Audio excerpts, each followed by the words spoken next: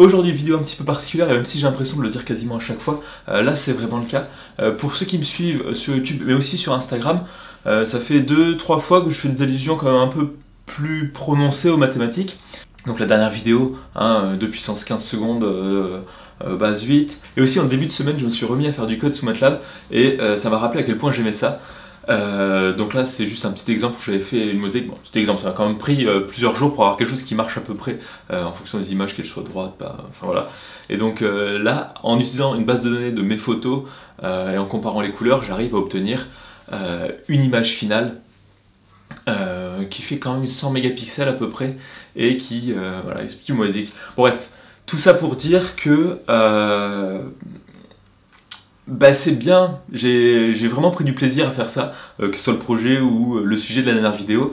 Et parfois j'ai un peu l'impression qu'en cuisine je commence à tourner en rond, de refaire un peu les mêmes choses, de me dire bon allez là faut que je me trouve une recette, qu'est-ce qui est un petit peu tendance, qu'est-ce qu'il faudrait faire, je m'achète un déshydrateur juste pour déshydrater, ok, mais après qu'est-ce qu'on en fait? Enfin je sais pas, ça me botte un peu moins qu'avant, alors que les maths c'était quand même beaucoup plus intéressant et je me dis c'est peut-être un risque, mais je vais essayer de faire des vidéos un petit peu plus, pas ludiques, mathématiques, mais c'est un petit peu, voilà, essayer de démocratiser les maths, et comme ce que j'ai fait avec la cuisine, là, pendant 1 an et demi, arrêter ça et faire pareil avec des maths. Et donc là, voilà, j'ai préparé un petit bout de vidéo, en mode un petit peu teaser, en mode un petit peu première vidéo, pour vous montrer un petit peu tout ça, pour un petit peu changer de choses, parce que au bout d'un moment je commence à me dire c'est bien mais la cuisine c'est... Voilà, c'est bon, j'ai fait le tour. Voilà, donc je vous laisse à ça et on en reparle à la fin. Première leçon de maths, les maths 1.0. Donc pour cette première leçon on va s'intéresser aux dérivés. Généralement, c'est comme ça qu'on aborde le thème des intégrales. C'est un peu le but que je voudrais avoir, que tout le monde a déjà plus ou moins vu. Si on s'intéresse à la représentation graphique, des ordonnées qu'on peut appeler les y, mais qu'on va directement appeler f de x, en fonction de x. Si je prends une fonction qui va dépendre de la variable x en abscisse, f de x, quelque chose d'assez simple. Évidemment, vu que ce sont que des rappels, je passe assez vite, mais une notion de vitesse. Imaginez, on prend une image. La vitesse a augmenté forcément vu qu'on a parcouru une distance 2 fois plus importante en un même laps de temps. On peut avoir une somme infinie pour trouver pi sur 2 et après pour avoir une approximation de pi.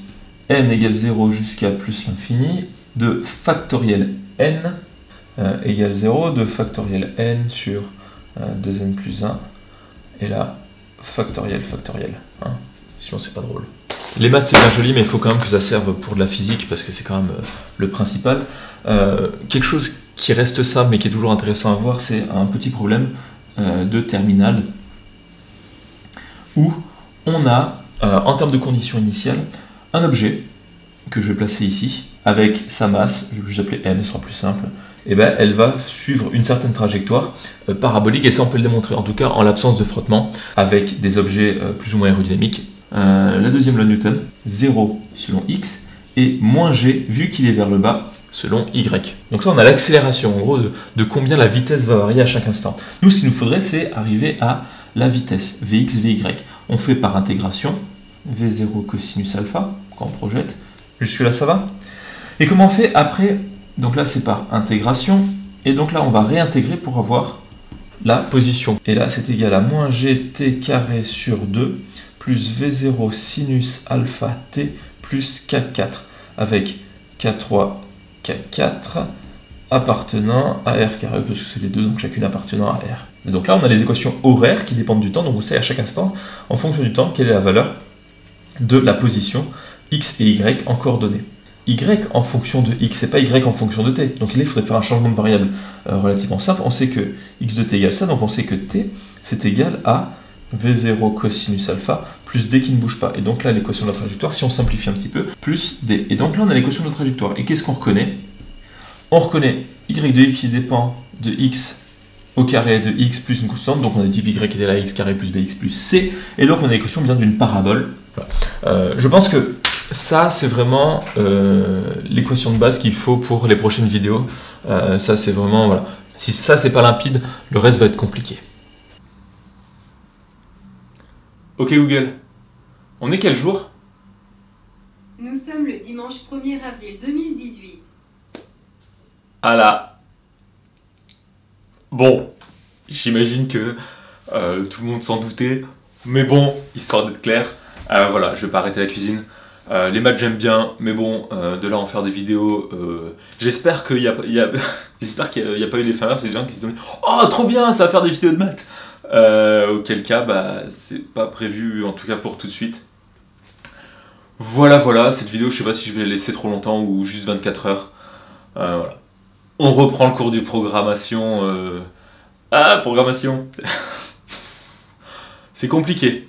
Bon, bah moi je vais faire pour la prochaine vidéo du lait de soja à partir de graines de soja. Donc voilà. Bon dimanche. Pour demain, si vous la fêtez, joyeuse Pâques. Sinon, profitez du jour férié si vous l'avez.